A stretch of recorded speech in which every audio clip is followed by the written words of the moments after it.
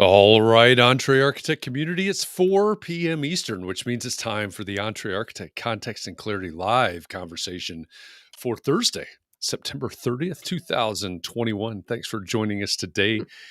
If we've never met before, my name is Jeff. I come here every afternoon at 4 p.m. Eastern for one reason, so that we can find clarity around the things that matter most to architects. It doesn't matter if you're the employee of a firm or you own your own firm. You may have circled a date on the calendar and said 2021 is my year, and you may be on the runway to starting your own thing, or you may have owned your own firm for a year or 10 years or 26 years, and you've started to rethink or even reimagine what your firm could or should be. All of the topics that we cover, one topic every day, they're all the need to know topics for the success of small firm architects just like you. So thanks for joining us today. Say hi as you get here. Let us know where you are. It is fun to see where in the world everybody is coming in from. We do on a regular basis spread this conversation from the East Coast to the West Coast of the United States and start jumping oceans to our friends in the UK and Africa, and many times around to the Philippines and Australia and New Zealand as well. So let us know where you are. Of course, I'm joined today by my co-host, Katharine. How are you?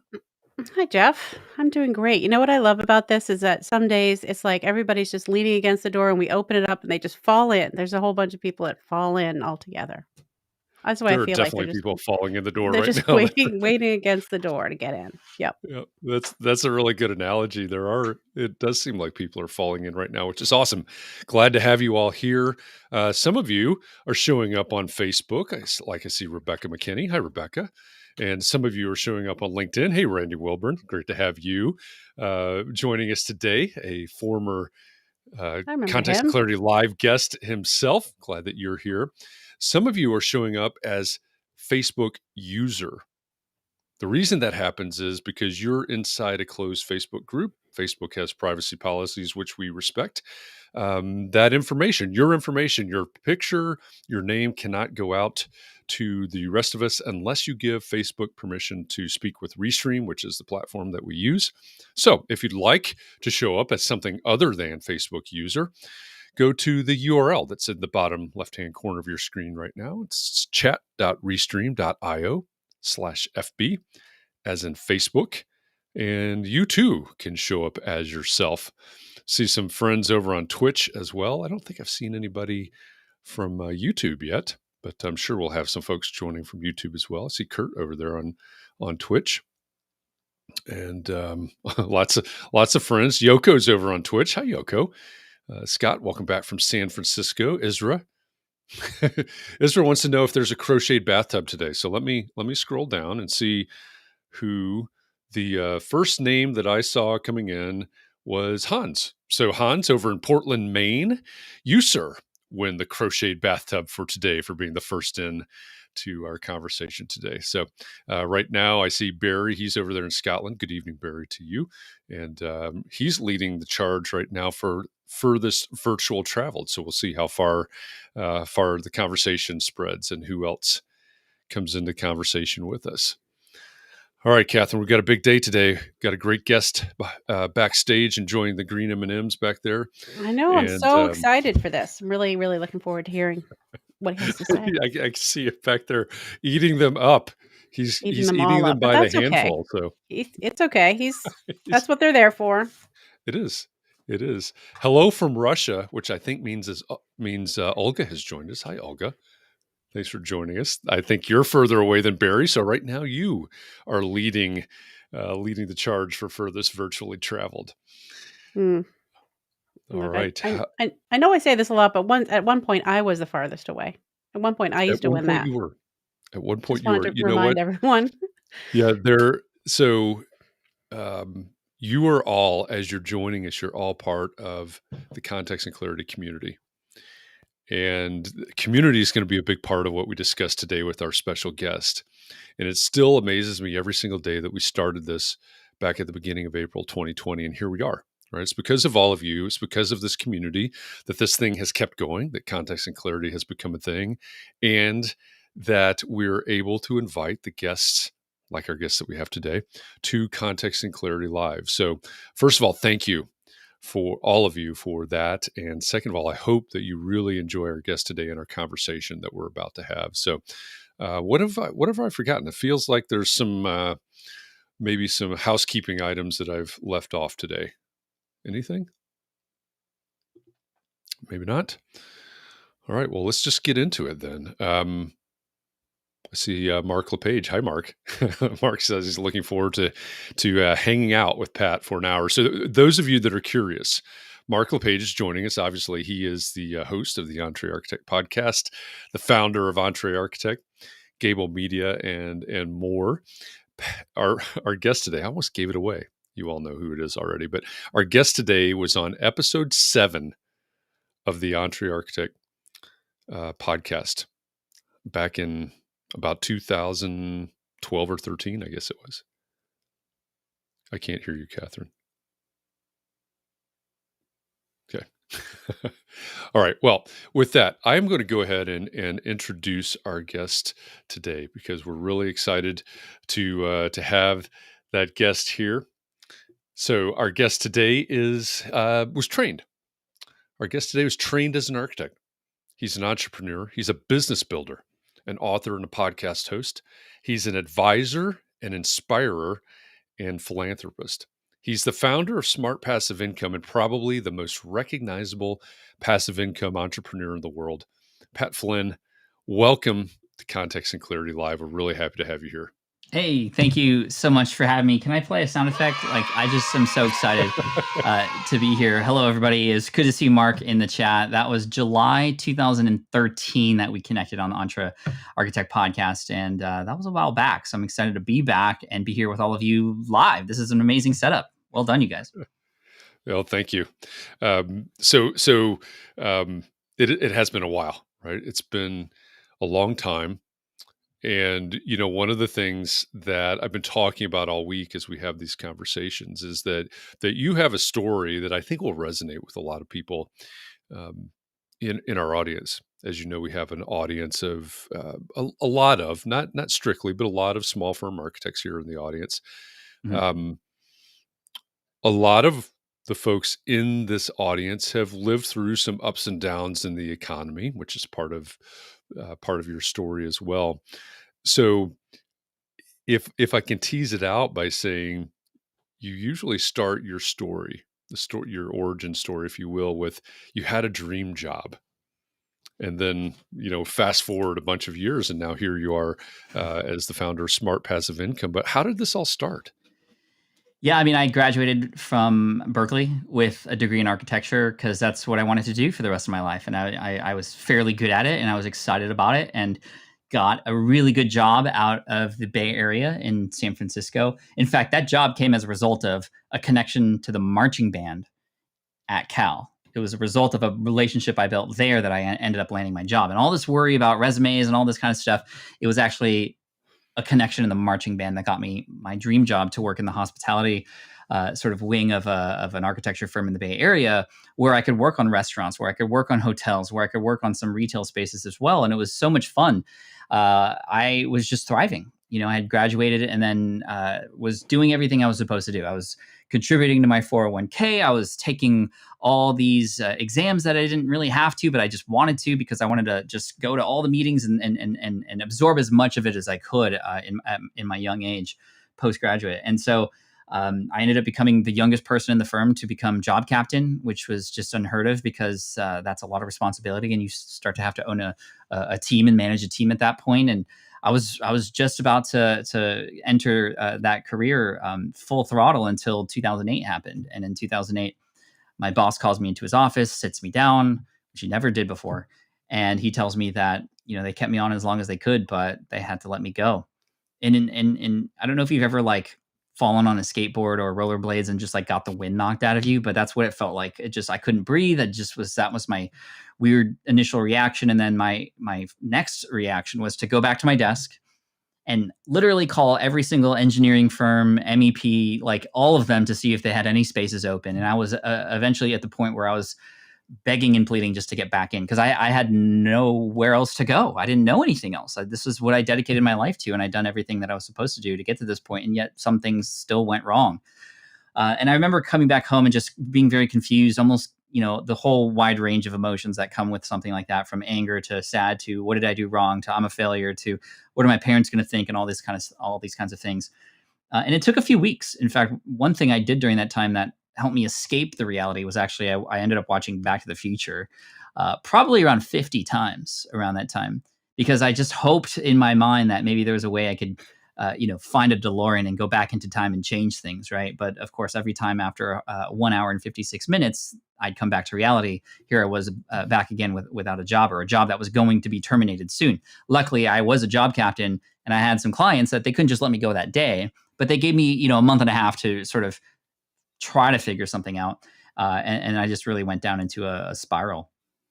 Well, eventually I woke up because I realized that no, I can't go back into time and change things. But like in the movie, the things I do now, the actions that I take, the decisions that I make now actually affect my story for the rest of my future. So am I going to just sit here and just cry about it the whole time, or am I actually going to do something about it? So that's when I actually discovered a podcast called Internet Business Mastery.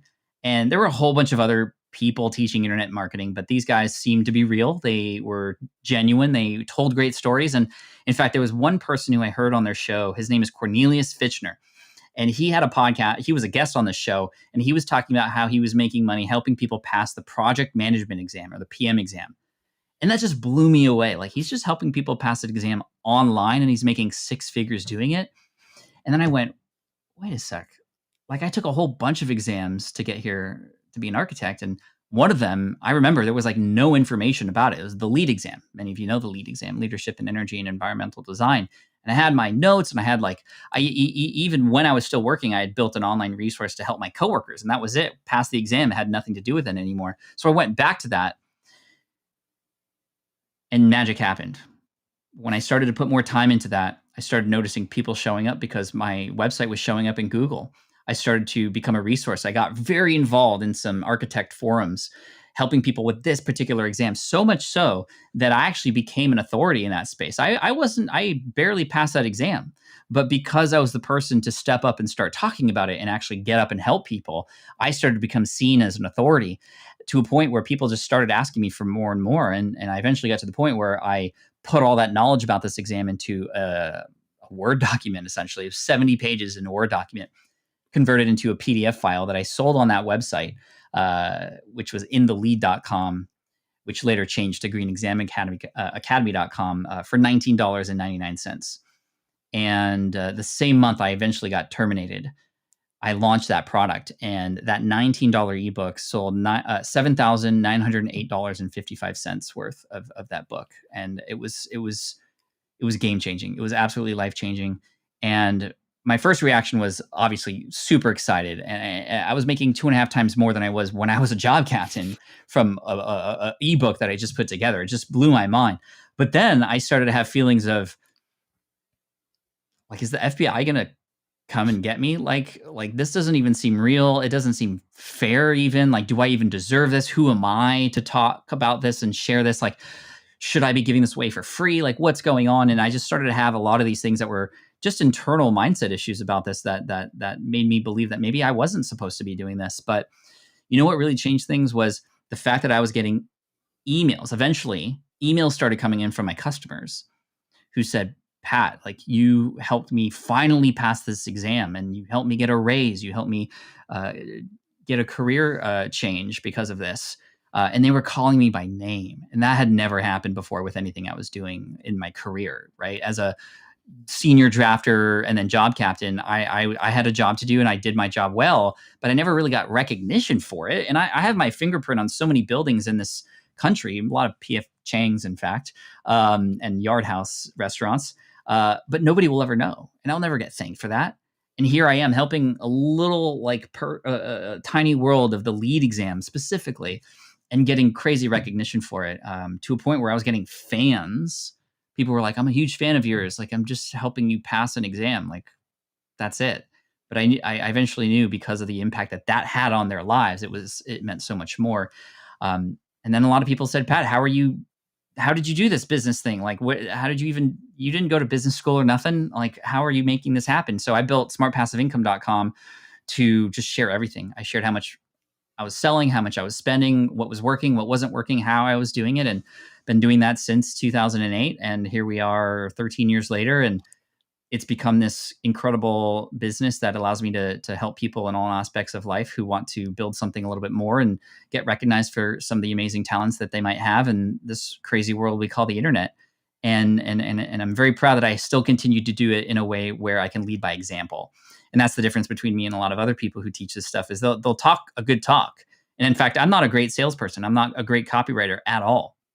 But what helps me is just leading by example, by building something and showing people the ins and outs of it. And sometimes it goes well, sometimes it doesn't, but it's always a lesson, and it's always something I can help people with. So fast forward to today, and here I am now live streaming with all of you, and still able to help make an impact in some way. And hopefully this inspires you, because although the layoff was very difficult, one of the most difficult things I've lived through, it actually became the best thing that ever happened to me, because it opened up my eyes to these other things that I didn't even know was possible for me.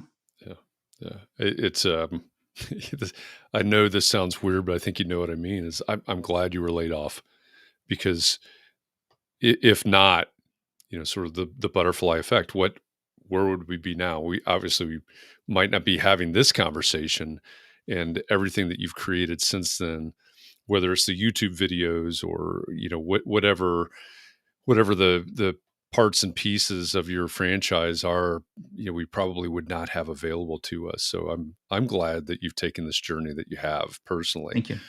Thank you. You mentioned the Internet Business Mastery podcast. It was Jeremy and Jason, wasn't it? Yeah. Jeremy and Jason, although Jeremy used a pen name, Sterling and Jay, Internet Business Mastery, if you remember. Those guys, I credit them so much, and I'm just trying to pay it forward. Yeah, that was one of the first podcasts that I started listening to back in the day. So that really resonates with me. We start these conversations every day on Clubhouse, on the Clubhouse app. So for those of you that are out there, whether you're listening on the podcast version or you're here live with us, if you're not familiar, Clubhouse is an audio-only social media app, I guess we could call it that. We start these conversations in live audio conversations every morning. And this morning, as we were previewing this conversation, Caitlin Parker had a question that I think it goes directly to what you were saying as you were describing, am I worthy, right? It's how do you get over imposter syndrome? Imposter syndrome is a real thing. I'll tell you, it's the idea that maybe we don't deserve the success that we're trying to set out for ourselves. And Caitlin, I appreciate this question. It's a very vulnerable question for sure. How do we get over it? Well, I think that we need to find truth. And oftentimes imposter syndrome comes from stories that we make up. Maybe stories that are made up in a certain way because of certain past experiences or because of what society says or other people say.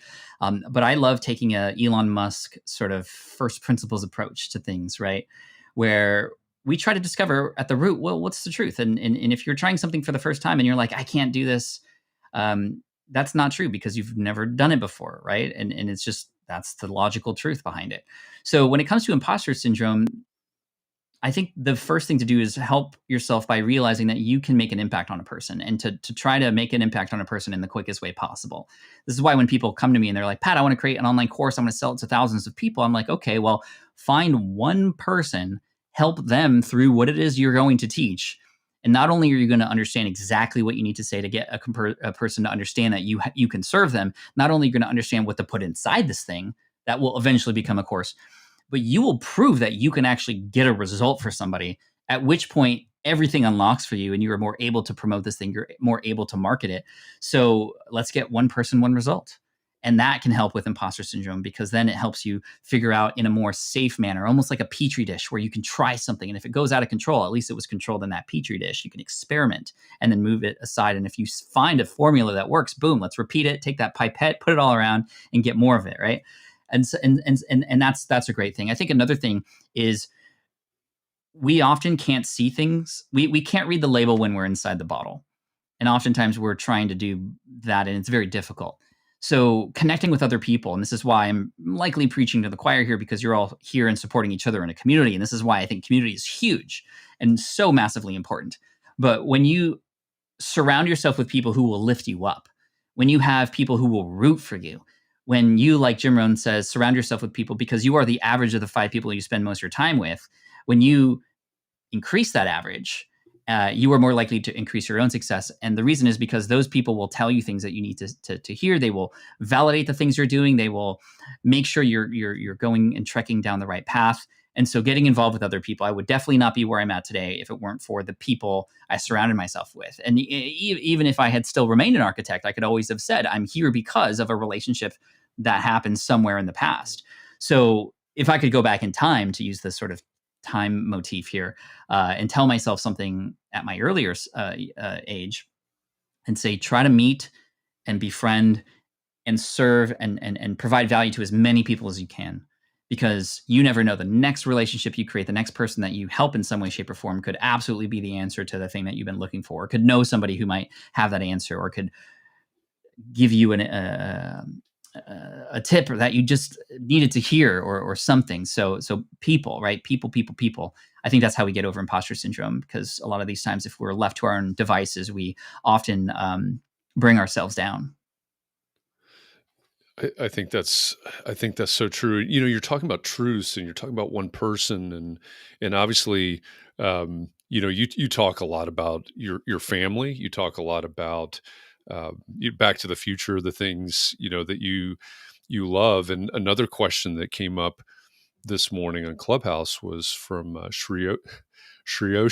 I apologize. I know I butchered your name every time I try to say it, but Shrioshi asked this morning about, in a way, building your brand that's authentically you. And I mean, that just oozes from your pores, I think. So how do you go about doing that? And maybe you just answered that in the last thing that you said. No, I mean, it's a great question. I think that a lot of times when, especially creators, anybody who's publishing YouTube videos or creating podcasts or starting something like a new brand, it's very difficult to guess before you do what it is exactly that you're going to end up doing. And I think that experimentation comes into play. I think that iteration comes into play. And the realization that when you do something and you set out to try to do something or try to accomplish something, you either get the result you wanted or the lesson you needed.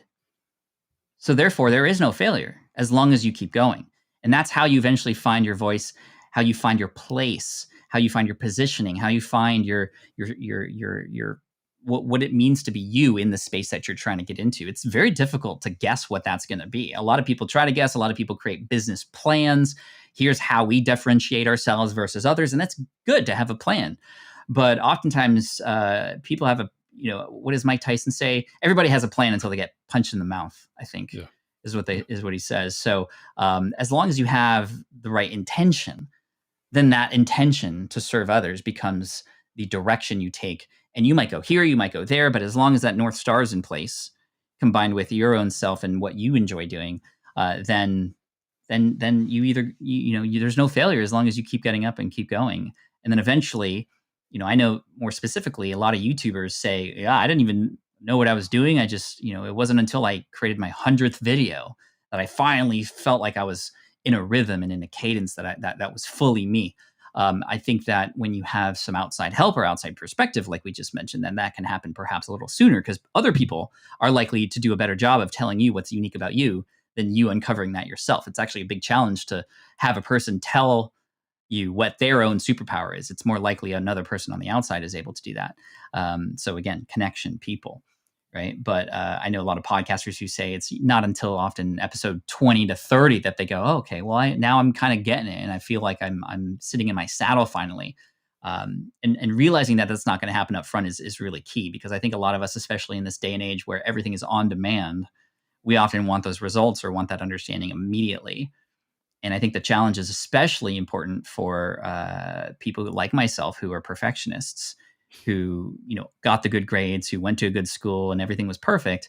I think my layoff was the first big, like, whoa, being perfect is actually didn't even get me to where I wanted to go. It's iteration, it's improvement, and even incremental improvements over time for your business and for yourself. 1% improvement over time, as James Clear says in his book Atomic Habits, that over time exponentially grows to something huge. We know this in finances, but it's also for personal development and the brand recognition you have in your company and the efficiency of your employees and all those kinds of things.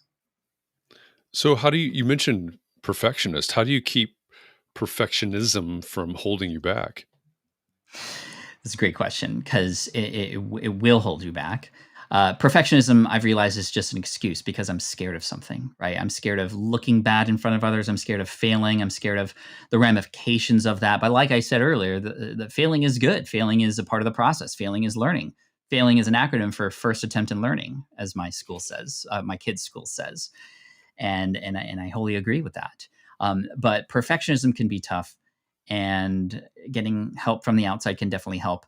But I think that perfectionism is something that can come over time.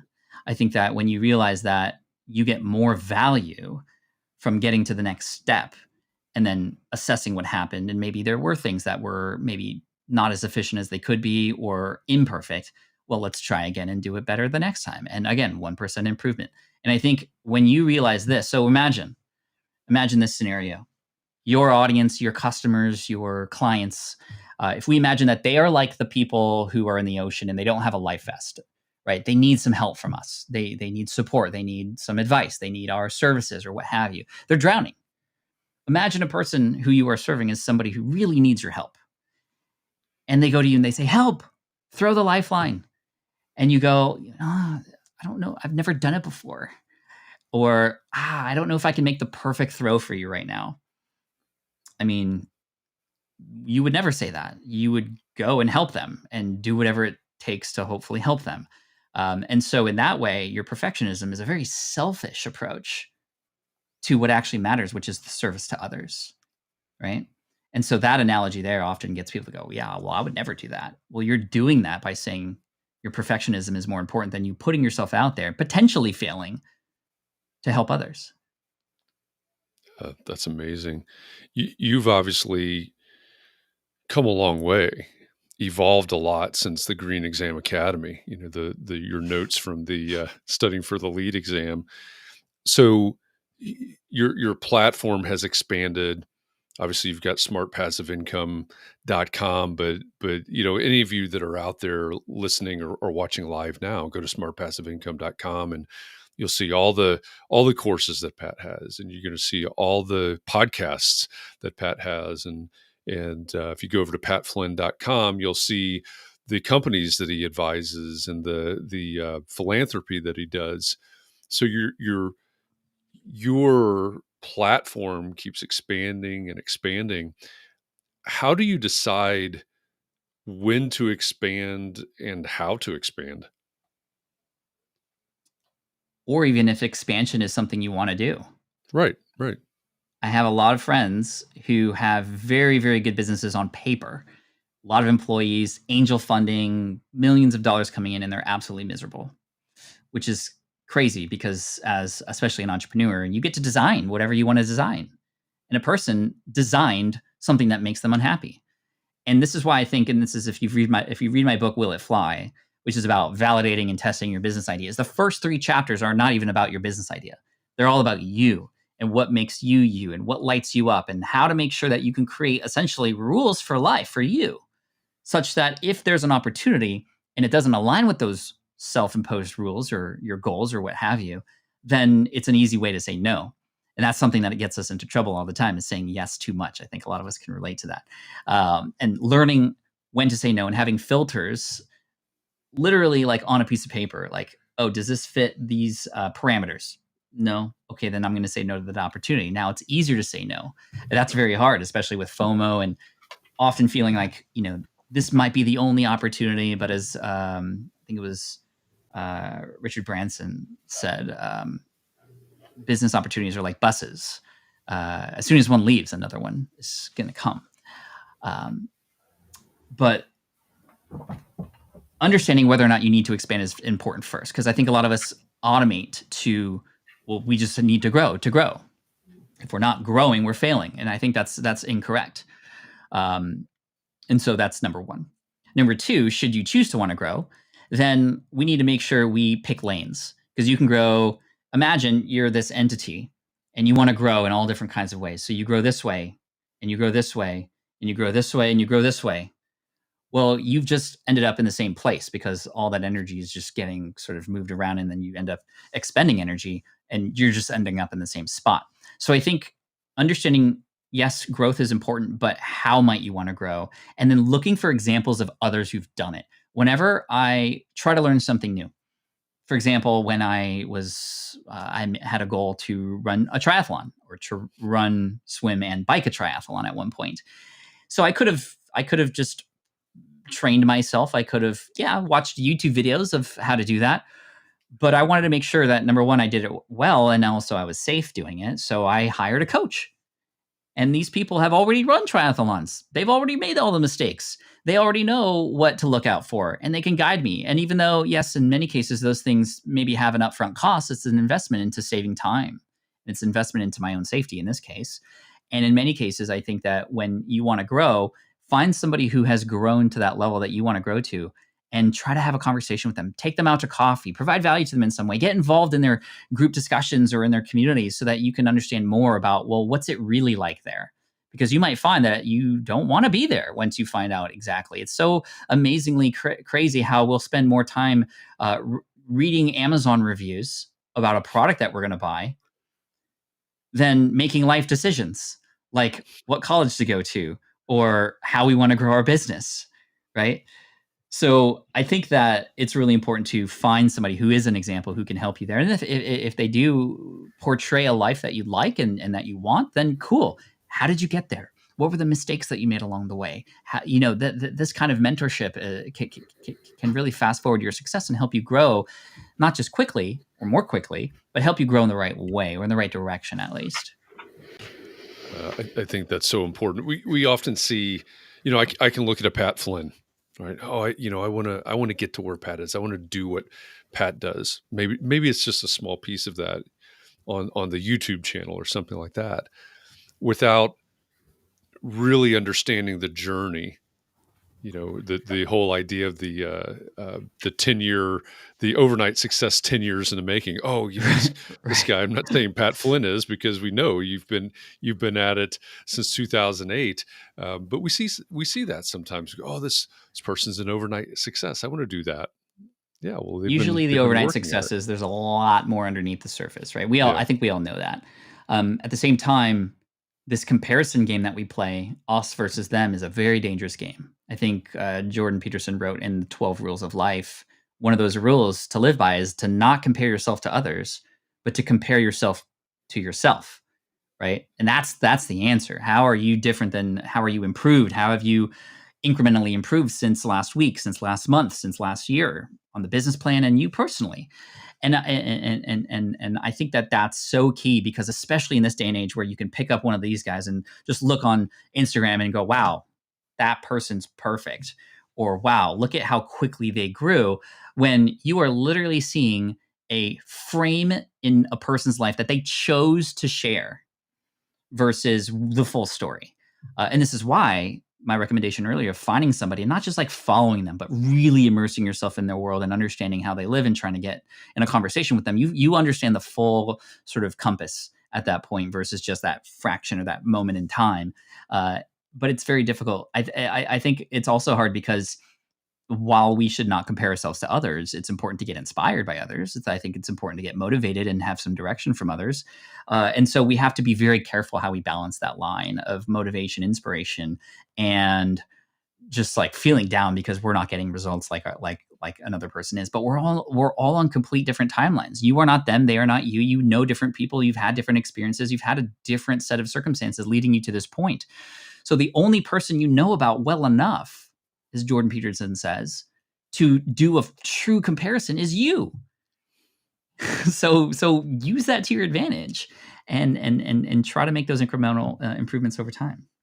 Yeah. And back to your James Clear 1% every day. Am I 1% better today than I was yesterday? I think that's super important. Yeah, I'm not. I didn't do it today. I didn't get the 1% better today. But anyway, we have this question that There are lots of people asking questions along these same lines, like how many hours a week do you work? Did you get more sleep when Sure. you were working in architecture or now? People, I guess, want to know how hard you're working. Yeah.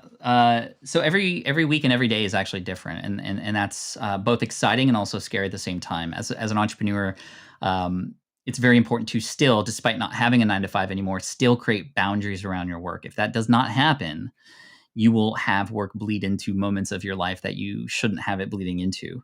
And there were times where it was bleeding into dinner, right? And I'm on my phone and I'm answering emails or, doing things, or playtime with the kids, only being 50% available mentally, even though I'm 100% physically available. We don't want that to happen. So time boundaries, very important. I use my calendar quite often to help me understand when I should be doing what and what I should be focusing on. And that actually includes family time. I actually have family time in the calendar, because when I have it in there and I honor my calendar in that way, I can make sure nothing else bleeds into that time, and that's very important to me. A little bit more difficult when you have super little ones and you know, you don't know when exactly they're going to wake up or go to sleep. It's a little bit more difficult in that way. And I have my wife to thank for support a lot for most of how I'm able to do what I'm able to do. So I want to make sure she gets a shout out as well. Um, and then there are moments where I might be, for example, launching something. So last week, I filmed a brand new course about creating online courses, a little meta, but that'll be launched in October. And so last week, it was a big work week for me where 2 days in a row, I filmed for 10 hours each day. That's a lot. It took a lot out of me, but I planned for it. And then we knew this was coming. And then the later half of the week was a little off. And this week, we're implementing and putting that course together. And it's going to be launched next month. And then after that, all the work would have been done. Now the emails are already written, the sales are already going to come in, and that work was done up front. And now I have an asset that I didn't have before that will be something that could generate an income daily for years to come. And I'm willing to put in that time and investment up front in order to make these things happen and become more passive later. It's kind of weird how that works. That was a hard thing for me to learn, which was, oh, I'm putting in a ton of time now and I'm not getting paid for it. Well, it feels risky, but also there's a lot more upside possibility as well. You have a glass ceiling when you work at a business for somebody else typically, and there is no ceiling when you're working for yourself other than your own energy levels, which is something really important to think about. And then that gets into delegation and hiring and all that other stuff. Somebody had asked, how much do I sleep? I found that 6.5 hours is my optimal sleep time. And that came, again, through experimentation and trying to understand how to best optimize for highest levels of energy, but also largest amounts of time for other things. I think Elon Musk sleeps 6 hours a day. There were times, however, where I was surviving on 3 to 4 hours of sleep to get things done. That's not good. And as I've gotten older, I've found that to be just completely counter, the purpose of what I'm trying to do. But I do get sleep. How many hours a week do I work? Again, it changes. Some weeks I'm working, like I said, last week was a big week with the filming and all that stuff and getting ahead on the podcast, probably a 60-hour week. But then at any moment in time, I could take 2, 3, 4, 5, 6 weeks off and the business will continue to run. And and having the team and then the systems in place, that it's not passive income in that it's set and forget forever. There's no such thing unless you're talking residuals from movies you've starred in or something like that, or royalties from perhaps books. But even then, you still need to manage and market and do those things to keep those things going. But what this is about flexibility in time, especially, and having the option to, if I'm just not feeling it this week, to record my podcast because I batch recorded a whole bunch last week. You know what? I'm going to take a break today. I'm just going to go fishing today. My head wants to be in the water, catching trout and bass right now. And I can go and do that. The cool thing is nobody else is on the lake because it's not the weekend. I can just go midweek. And that I don't do that every week, but having the option to do that, or the ability or the flexibility to do that, that's freedom to me. The ability to do what you want, when you want, with whoever you want, is really what this is for, in my opinion. Right. So when you started with Green Exam Academy, Mhm. you had been laid off. You're on your own basically at that point. But now you mentioned a minute ago you've got a team. What was the tipping point? What was the thing that made you to decide, hey, I need, whether it's a VA or whatever Mhm. that first team member was, when was that point? How did you decide now's the time I need to do this? There are a few moments in time that I can describe that really are impactful with how I've been able to then build my team. So the first one was actually quite quick after I started the architecture website. So I had this exam guide, right? It was all written, it was an ebook. And again, I purposefully did not make it a physical book because I was very much influenced by Tim Ferriss at the time, who was like, work smart, not hard kind of thing. And so it was much easier to deliver an ebook and have it automatically emailed to somebody immediately after purchase than having to go to the post office to print things out, post office returns, like all that kind of stuff, right? So this is the way I was designing how I wanted my business to help me and not the other way around. Well, I had an idea from a friend of mine who said, hey, you should create an audio version of that study guide. Like, I think a lot of people would love to listen while on a commute and all that stuff. And that made complete sense to me. And so I reached out to my audience first to validate this. And I said, hey, would you, if one was available, purchase an audio version of this book? And it was an astounding yes, right? So I had some verbal validation. So I went to work. I bought a Logitech microphone from Best Buy.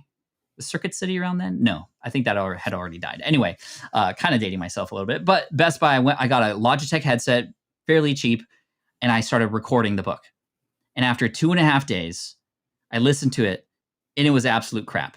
I would not be happy selling this, and it would just not uphold the standards that I held for the kind of stuff that I wanted to do. Now, I could have probably still sold it, and it would have been potentially helpful, but I wanted to have it be professional. I mean, these are professionals that I'm selling to. I wanted it to be professional. So then I went back to my mastermind group that I was a part of, who I was sharing this process with inside of Internet Business Mastery, in fact. And I said, hey, guys, this audiobook idea probably not going to work. I just can't record the audiobook. I tried it, and it didn't work. And everybody was like, you tried to record this yourself? Really? Like, Pat. Oh, Pat. There are people out there who you can hire right now to do that for you. And I was like, really? Where? And they're like, oh, go to elance.com. And there's Elance and Odesk were the ones back in the day. Those have since combined to become Upwork. There's also Fiverr and all these other places where people have specialty skills who can help you fill in the specialty skills that you don't have. And I was just blown away by that. And so I went on Elance at the time. And it was one of those places where you could post a job, and then different people who can support you with that will say, oh, I'll do it for this much. I'll do it for this much. I'll do it for this much. And there was a whole bunch of people coming in, and the price was $800. One was like $4,000 was the higher one. And there were a bunch of people who were doing it for a low amount, but their stuff was not great quality. So I ended up with somebody who I paid $1,200 for. And I had never paid $1,200 for anything in my life, not rent or nothing at that time. And I said, wow, this is crazy. Like, I could do this myself. I could practice. I could get a little bit better. I could maybe get a better microphone. Maybe the microphone's the answer. Maybe I just didn't have the right tools. But I said, you know what? This is an investment in my business. And if I just sell, maybe 30 of these, it will make up for the cost. So, okay. So a couple weeks later, this woman, Voices by Trish was her name.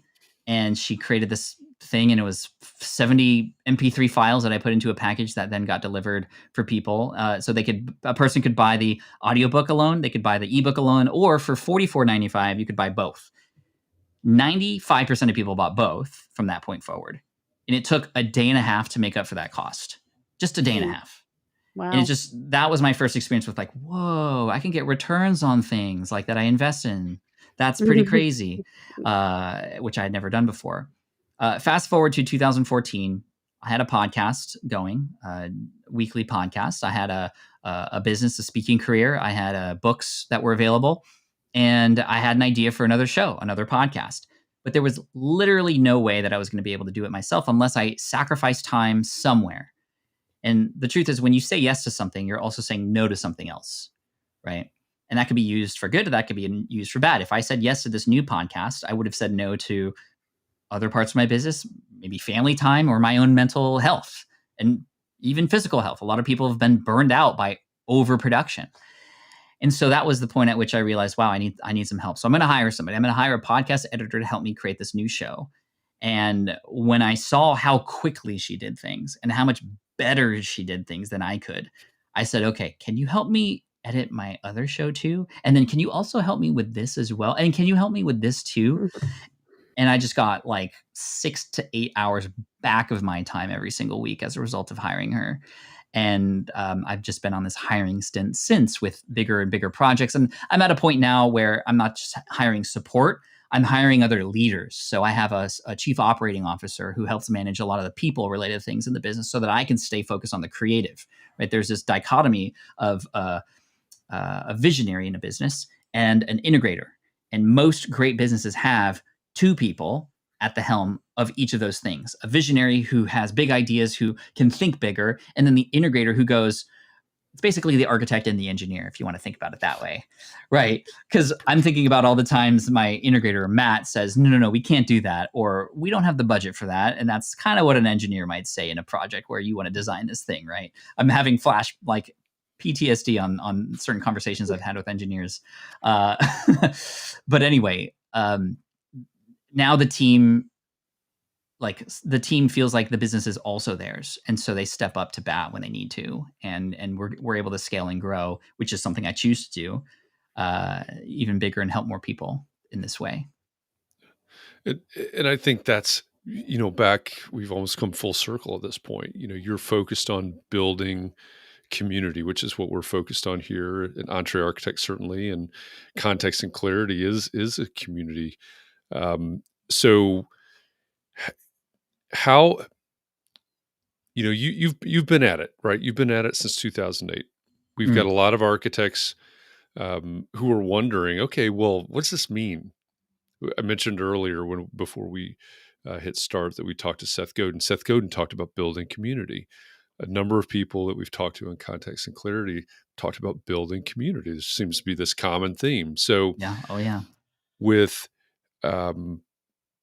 someone, an architect I'm in Indianapolis. So let's just say in Indianapolis, Indiana, that doesn't have a community, that doesn't even know what building a community would mean for them. Where do they start? How do you get something like this off the ground?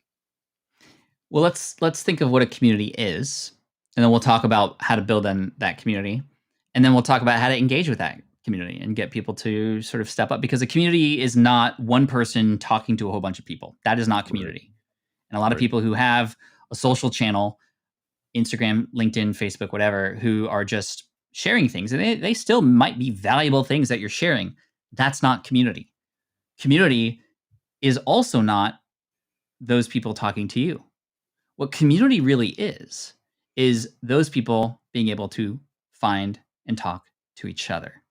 And that's the beauty of what we have here, because not only are we connecting with the community right now, but they're able to connect with each other, and you have the Clubhouse and all these moments of interaction. And that's really neat. And that's what anybody can do. An architect can do that. If I had an architecture firm today, that'd be pretty cool, because that's something I had always wanted, and that was my goal before, which would be really neat, like the new Frank Gehry or Flynn Gehry or whatever you want to call it. Anyway, Flynn Gehry. Flynn Gehry, Flynn Ross. Building Flugenheims and Guggenheims and Flynn. Anyway, sorry. So if I had an architecture firm today, I would know that I would want to know people. I would want to make people feel like they're involved with my business, right? That's when you get people involved, they then feel invested. So how might I get people involved?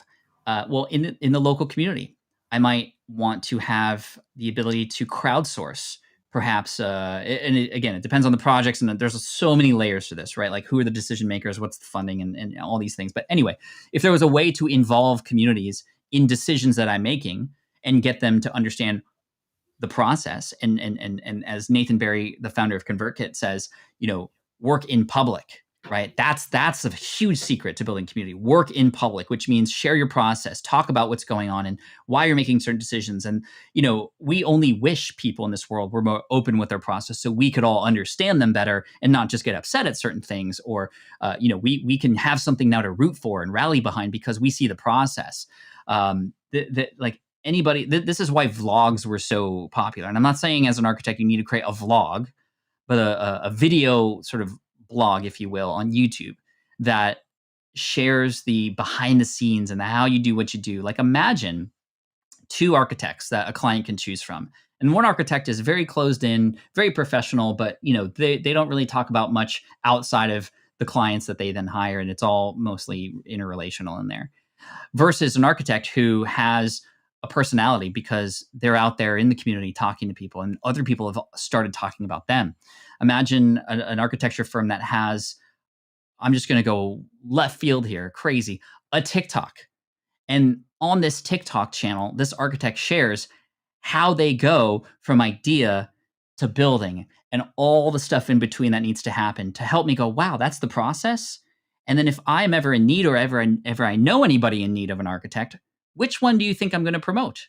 Even if I don't work for one, I will still at least know about them and hear about them. This is how people who have pest control companies are crushing it on TikTok right now.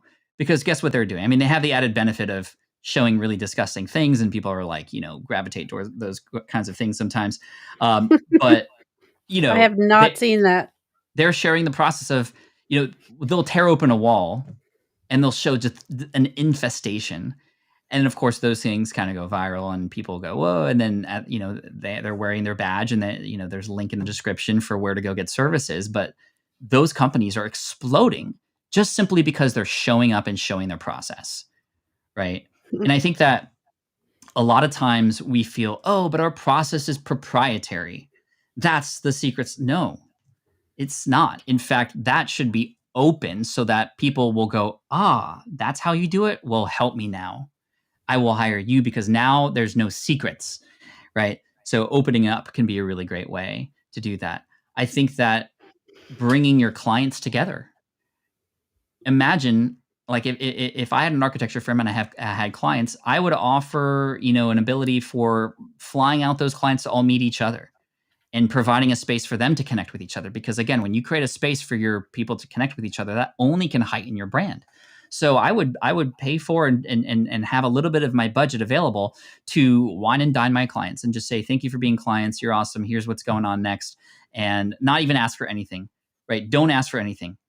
Just serve them and they will serve you. And the cool thing about that is you could, share those moments. You're likely going to get some amazing testimonials from real people that you can then share on the web and on your social accounts. And you're more likely to be gravitated toward because you have a personality in the space of architecture. And that's one thing that I saw was missing in the space of architecture when I was in it, was that there was no personality in many of these things. You look at these websites and they all literally look like the same Flash website that had a really cool close-up of a beam. And it's like, how does that represent your company? It's a cool picture of a beam. Cool picture. But like, what does that even mean? Who are you? Right. And I think that's the beauty of social and stepping up into social, is that you get to define who you are. And here's the thing about business, and this is the secret. People connect with other people. They don't connect with the logo. They don't connect with the beam. They don't connect with the process of what you do. They connect with the people who are behind those things. So anyway, I don't know if I'm even on the same question that was originally asked, but yeah. Yep. No, you definitely are. And just to follow up with that, Chris Novelli wanted to know, what questions can we ask the audience to get them to engage? Because sometimes they don't respond. This is great.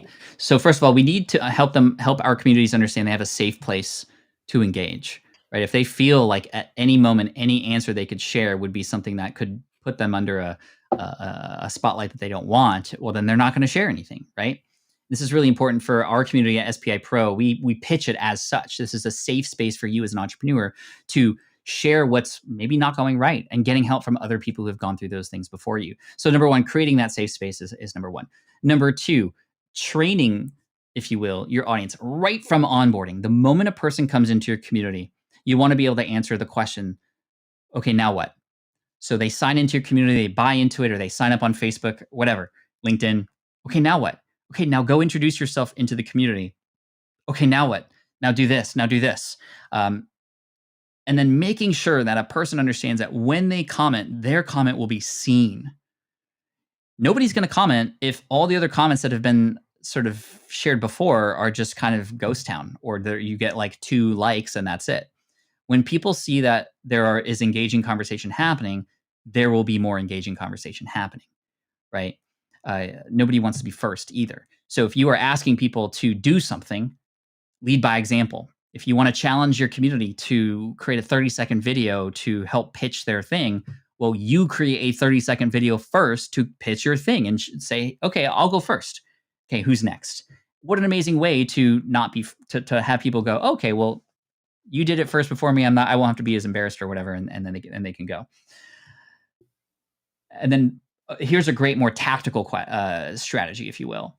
So a lot of times we try to engage our community by just asking questions, right? And asking questions are great. You'll get people to answer.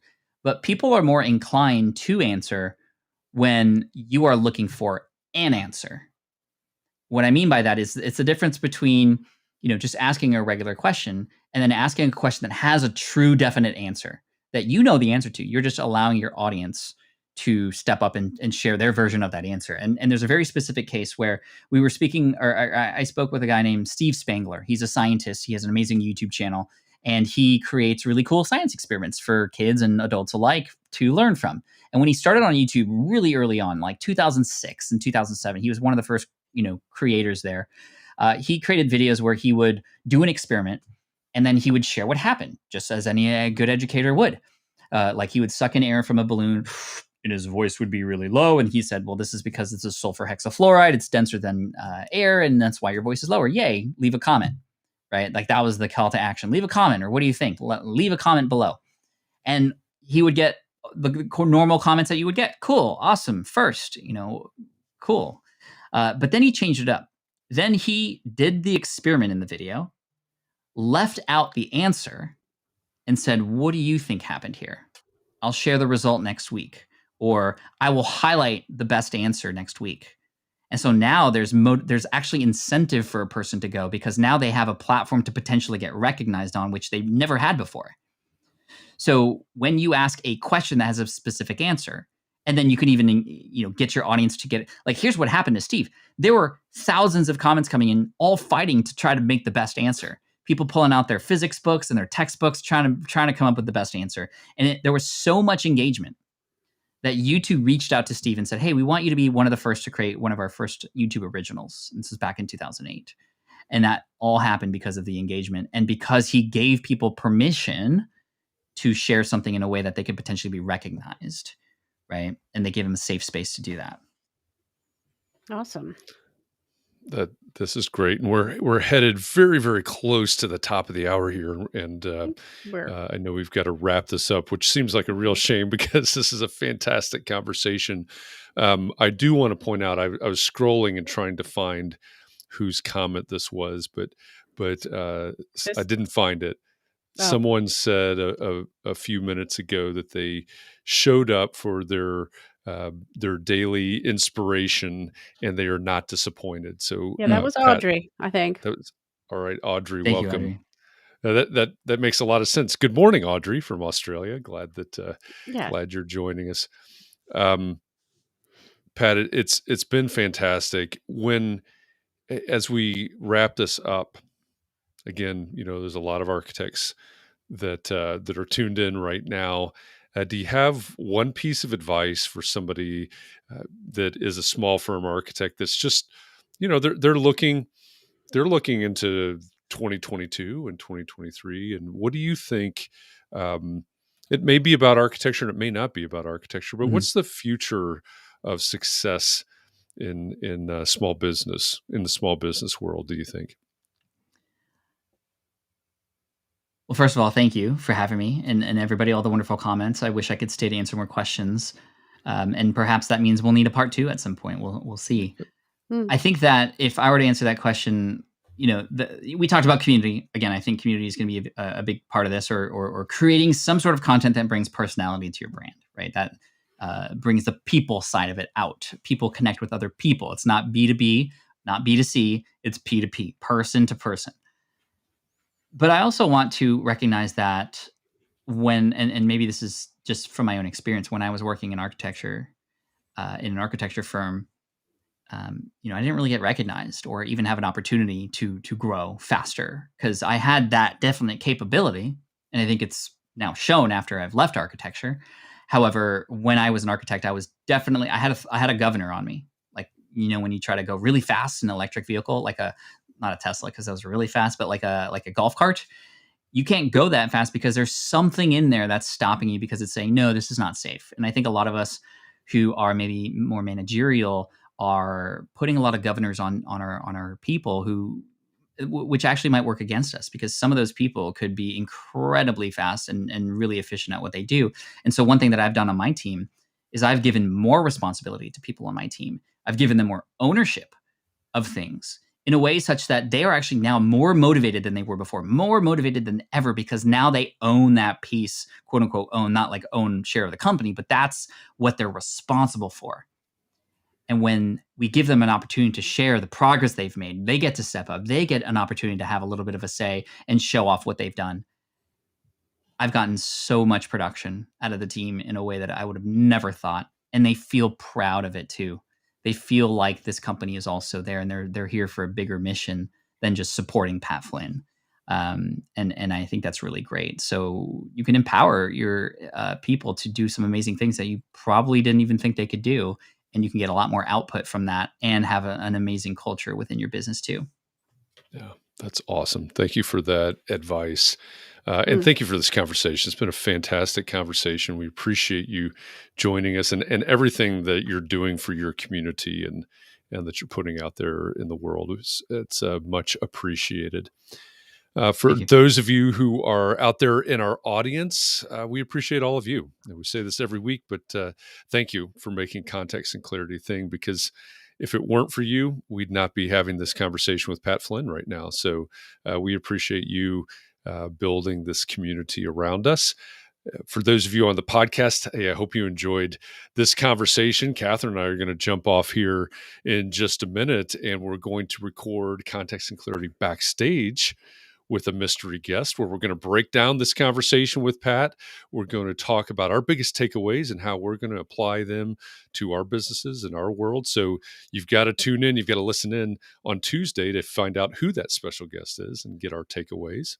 And of course, we'll be back again tomorrow, same bat time, same bat channel, 4 p.m. Eastern, inside the Entree Architect Community Facebook group for our mystery member spotlight tomorrow. It's our every other Friday special. Who will it be? You've got to show up and guess, see if you can figure out who that member is.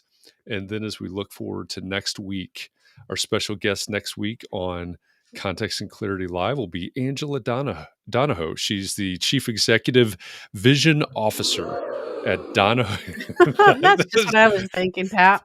That was awesome. The timing was impeccable.